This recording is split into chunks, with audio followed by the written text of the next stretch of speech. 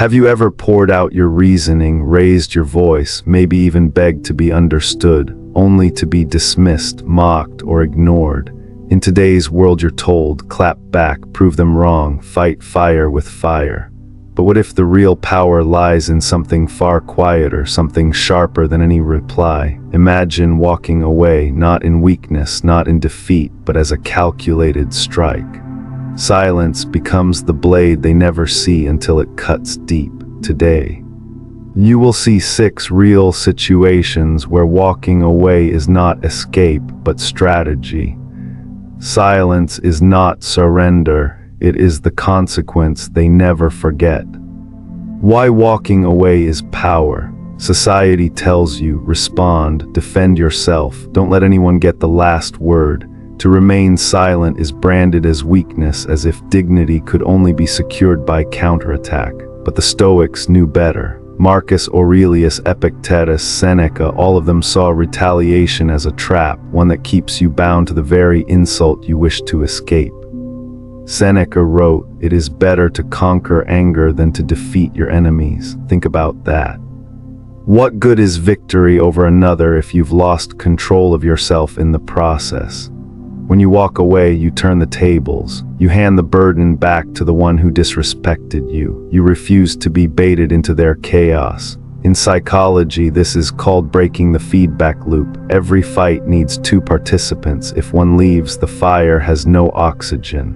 The silence that follows is not empty. It echoes in the mind of the other, forcing them to confront their own actions. And here lies the paradox. Walking away doesn't just protect your peace. It often delivers the deepest lesson to the other. Words fade, but absence lingers. It is not about cowardice nor about indifference. It is about principle, clarity, and the quiet confidence of knowing your worth. Over the next 6 parts, you will learn how walking away plays out in negotiation, in love, in friendship, in the workplace, on the playing field, and in the arena of entrepreneurship. Each story will show you that silence can be the sharpest consequence of all.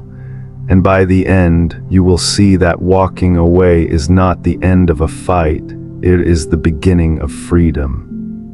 Part 1: The negotiation gambit. Win by leaving the table. Picture yourself at a negotiation table. The air feels heavy, every word measured, every silence calculated. Across from you, the other party begins to press harder, lowering the offer, adding unfavorable terms, slipping in details that feel like traps. Your chest tightens, your pulse quickens.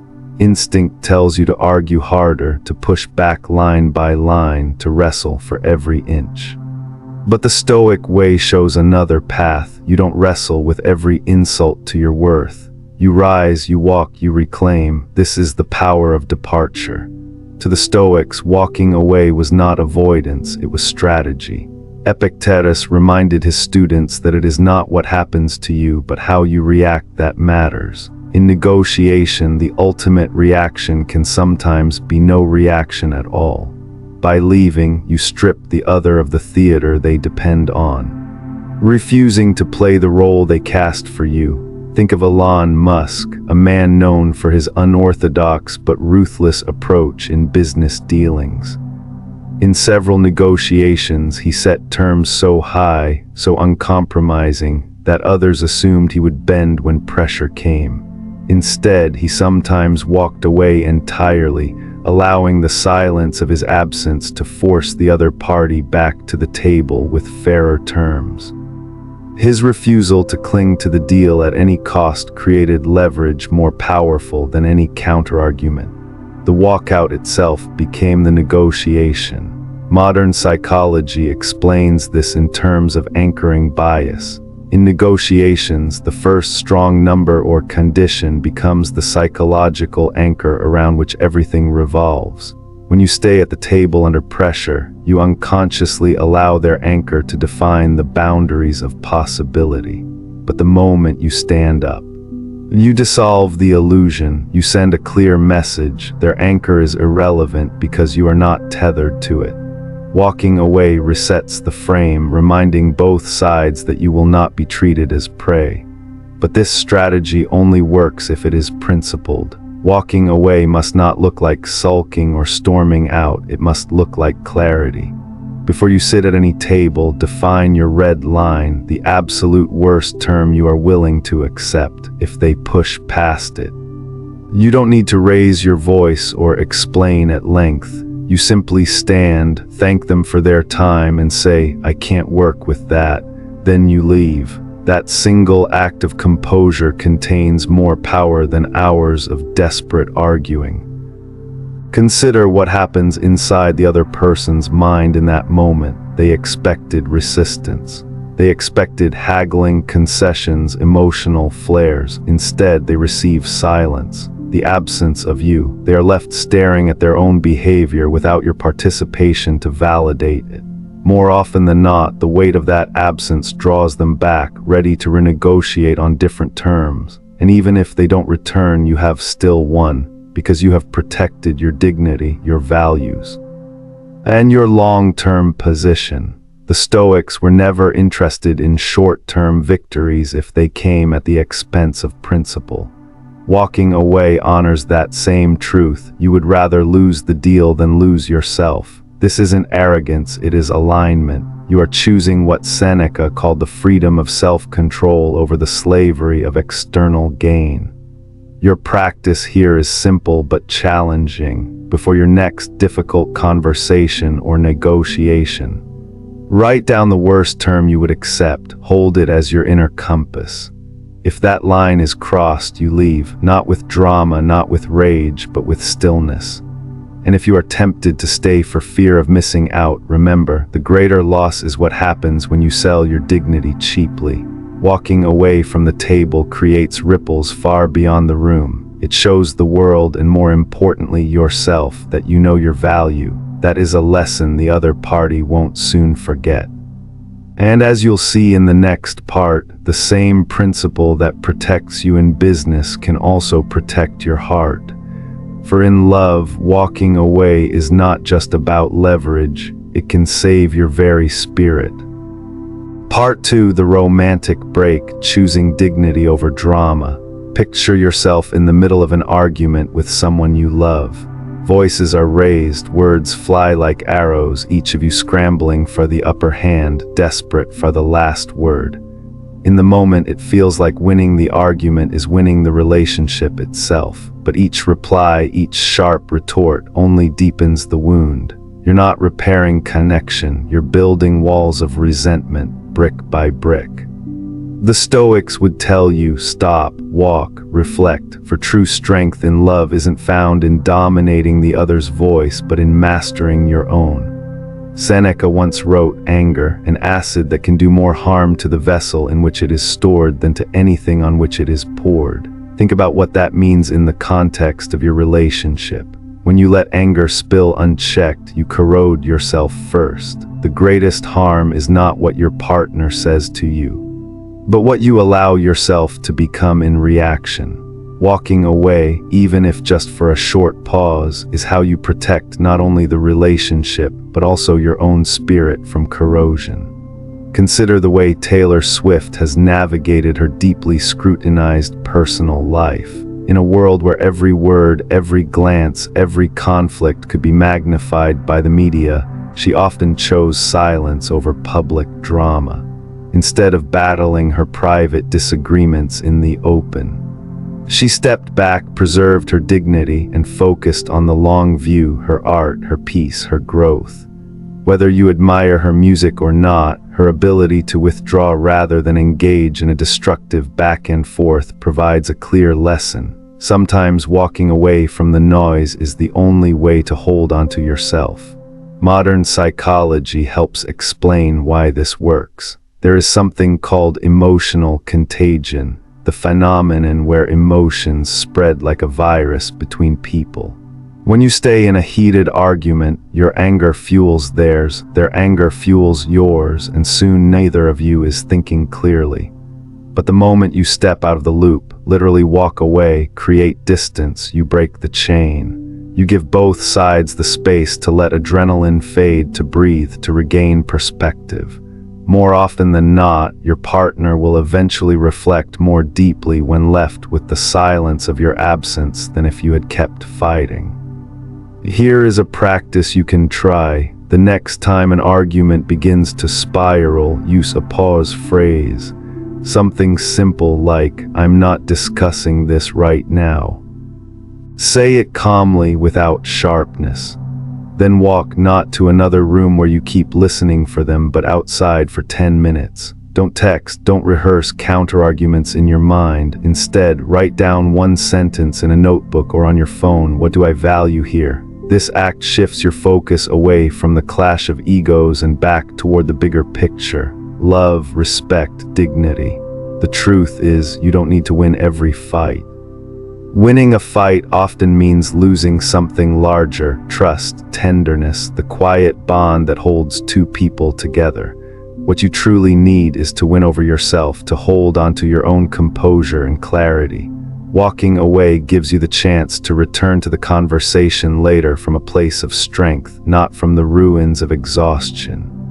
Your partner may feel anger in the moment. They may accuse you of avoiding, of not caring. But in the long run, the silence you leave behind becomes its own teacher.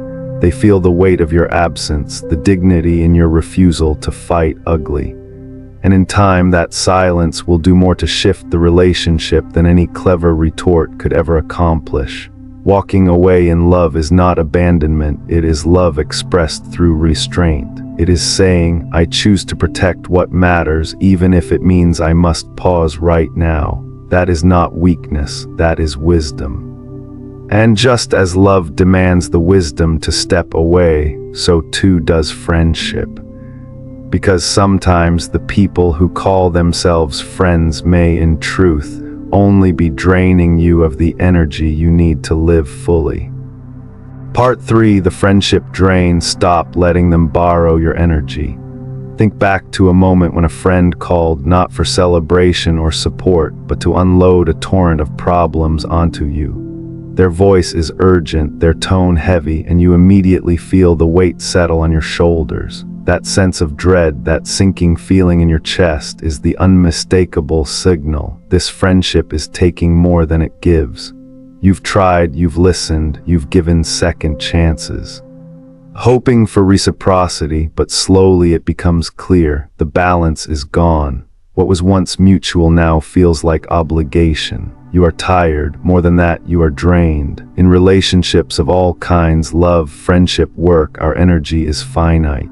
How we invest and protect it shapes not only our experience, but our ability to thrive. Just as stepping back in love preserves dignity and clarity, stepping back in friendship safeguards your well-being.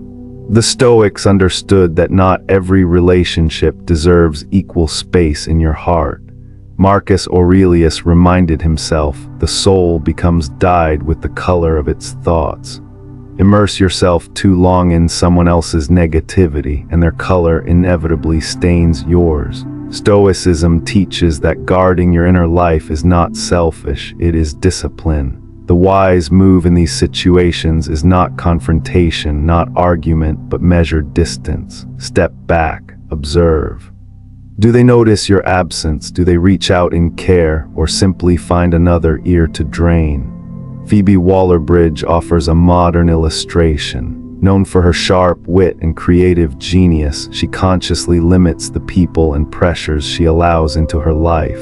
Surrounded by industry gossip and draining demands, she focuses on her craft, establishing boundaries that preserve energy for creation and growth.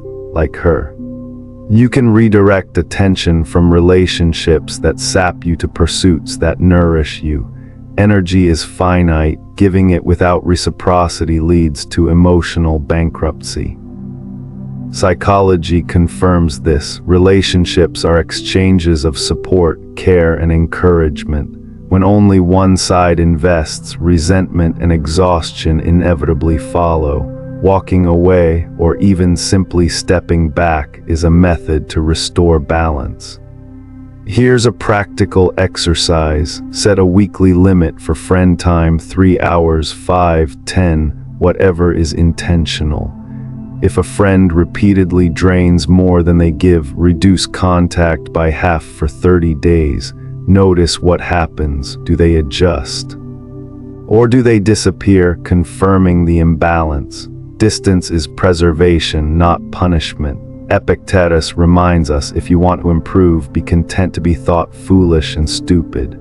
Some may call your withdrawal cold, selfish, or evasive, but silence in these moments is a natural boundary. It protects your energy, your focus, your growth. Walking away from draining friendships is not abandonment.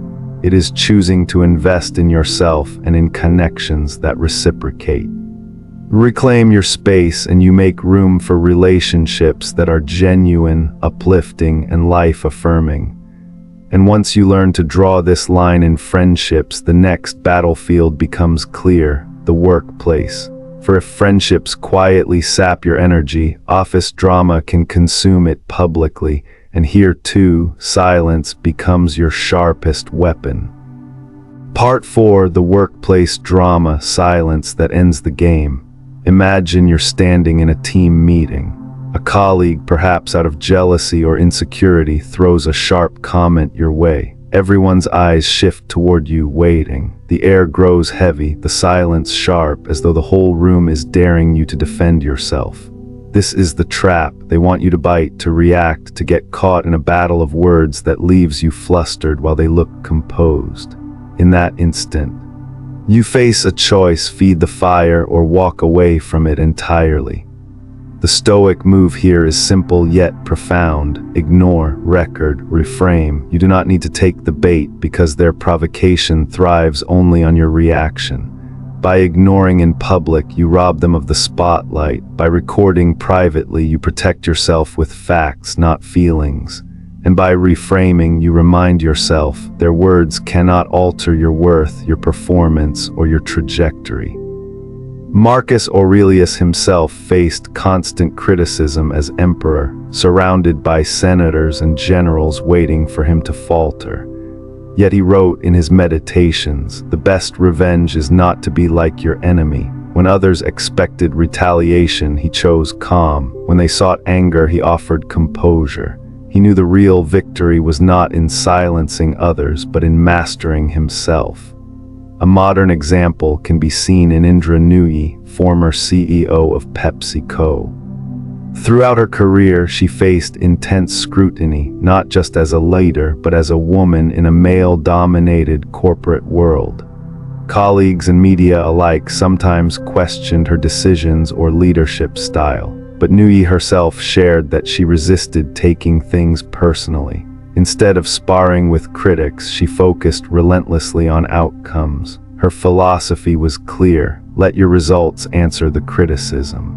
By choosing not to engage in public drama, she preserved her credibility and shifted attention back to what truly mattered: the work itself.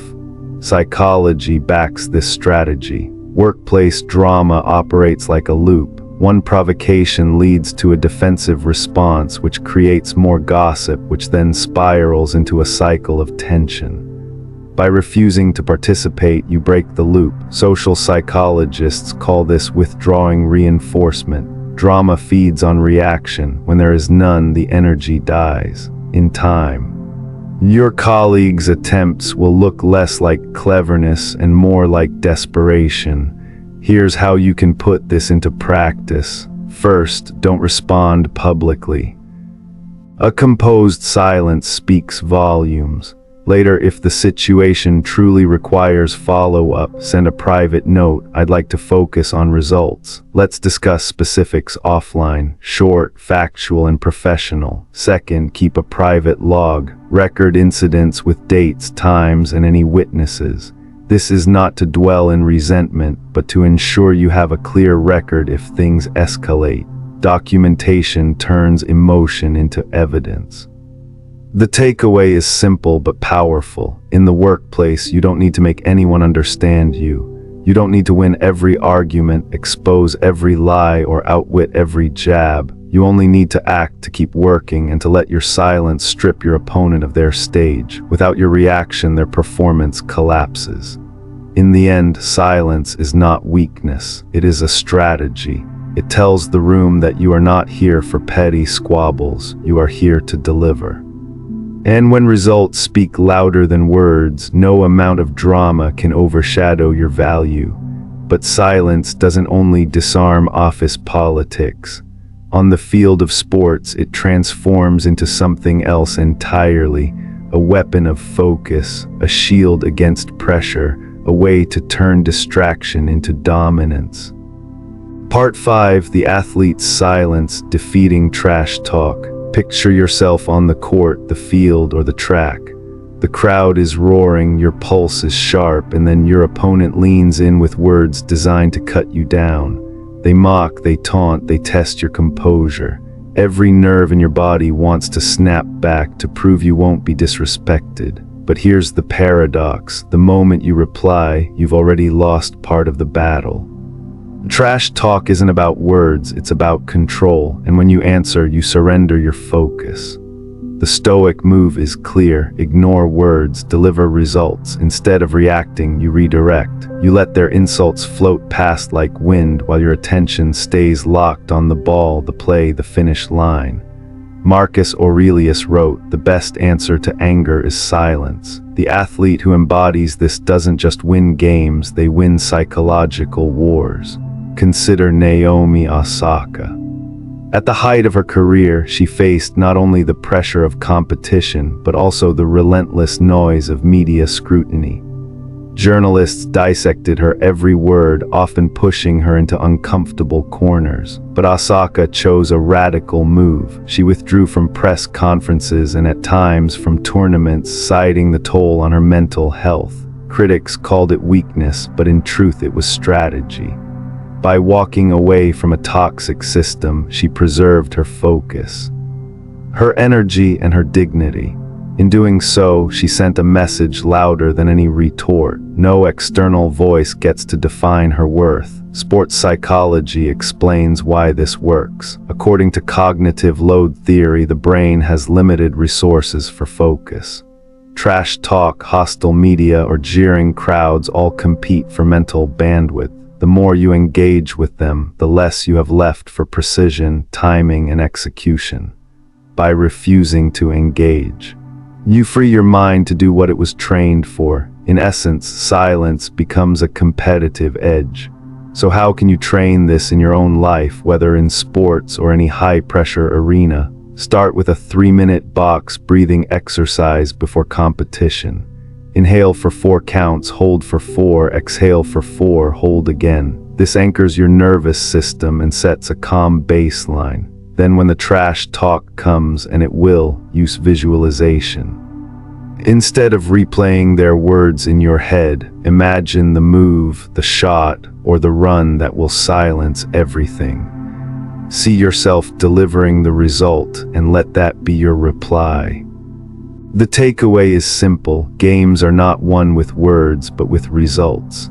Silence is not passive, it is an active choice that channels your energy into peak performance. When you stay quiet, you are not avoiding battle, you are sharpening your weapon. The scoreboard is the only answer that matters, and silence makes that answer louder. Walking away from verbal sparring on the court is just one kind of silence. In the world of entrepreneurship, walking away takes another form entirely. Protecting your vision from being diluted by bad deals, noise, or endless negotiation. Part 6: The Entrepreneur's Refusal, Walking Away from Bad Deals. Imagine pouring your life into a startup, the sleepless nights, the relentless problem solving, the sacrifices of comfort and certainty. Every decision carries weight because the future of your vision depends on it. And then an investor arrives, promising quick money but demanding control over every choice you've worked so hard to protect. The offer glitters, but the cost is your autonomy, your values, and the long-term potential of what you're building. Many founders would say yes. The Stoic founder asks, at what price? Here the Stoic move is clear: refuse, protect your vision. Walking away is not defeat, it is mastery over what you can control. You cannot control the market, the investors, or their strategies, but you can control your principles and your commitment to your mission. Marcus Aurelius wrote, "If it is not right, do not do it. If it is not true, do not say it." This guidance applies as much to business as to life. Consider Brian Chesky, the co-founder of Airbnb. In its early years, Chesky faced multiple offers to sell, some extremely lucrative. Many peers might have cashed out, tempted by the short-term relief of capital and validation.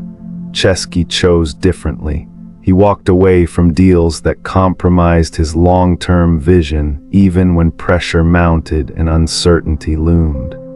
That disciplined refusal allowed Airbnb to grow into the global platform it is today, preserving both its identity and its trajectory. Chesky's example shows that walking away is not avoidance, it is a strategic investment in freedom and long-term success. Psychology reinforces this principle. Concepts like delayed gratification and identity investment explain why the easiest path can be the most dangerous. When we give in to short-term reward, cash, approval, or relief, we may sacrifice our self-determination and diminish the value of our future achievements. Walking away from an enticing deal is psychologically difficult, but it protects your autonomy, strengthens your self-concept, and ensures that the life you are building aligns with your deeper purpose. In short, it preserves both your power and your peace. Here's a practical method to put this into action. Before any negotiation, write down your non-negotiables. Your top 3 conditions that cannot be violated under any circumstance. If an offer crosses one of these lines, stand firm. Practice a polite exit script. Thank you. This is not the right fit for us. We'll be in touch. Deliver it calmly, without anger, without apology. The power is not in confrontation, but in clarity and composure. The silence of walking away communicates more than any argument could. The takeaway is profound. Refusing at the moment of temptation is an investment in freedom. The temporary discomfort of saying no pales in comparison to the cost of surrendering your vision, values, or agency. By protecting what matters most, you ensure that your future is shaped by choice, not compromise. Across these 6 scenarios, from negotiation tables to romantic disputes, draining friendships, workplace drama, athletic arenas, and entrepreneurial decisions, one principle emerges: calculated silence is never running away. It is deliberate action. Each walkaway is a statement. You value yourself, your energy, and your vision more than the fleeting satisfaction of reacting. This is the essence of Stoic power, the power to act with reason, restraint, and unwavering alignment with your principles. And as we move to the conclusion, remember, silence is not absence, it is presence in control.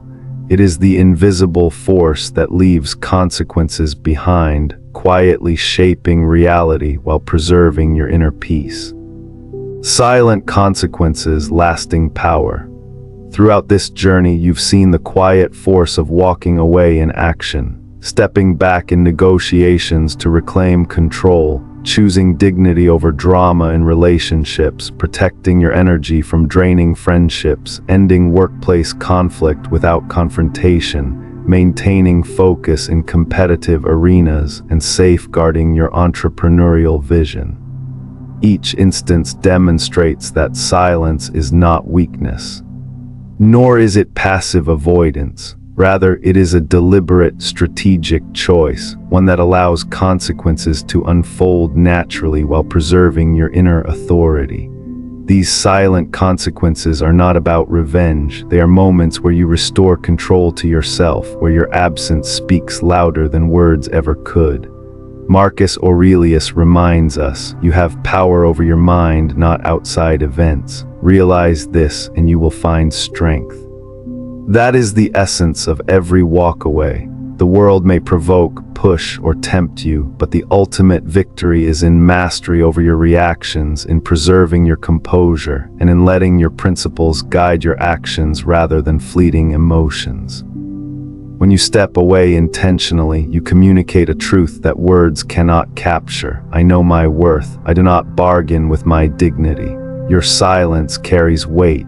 Those who test you will feel it, whether immediately or over time. The absence of your reaction is often more piercing than any argument or retort. They sense the respect you have for yourself, and that absence resonates deeply. If this video has given you value, save it. Rewatch it before challenging conversations or crucial decisions. And comment below which of these 6 scenarios will you experiment with first, for those who want practical support. I've included a downloadable pause script and walk-away email in the description to help you step away with confidence, clarity, and calm. Walking away is not giving up. It is the Stoic power of presence, restraint, and silent authority, the quiet strength that leaves lasting impact long after words have faded.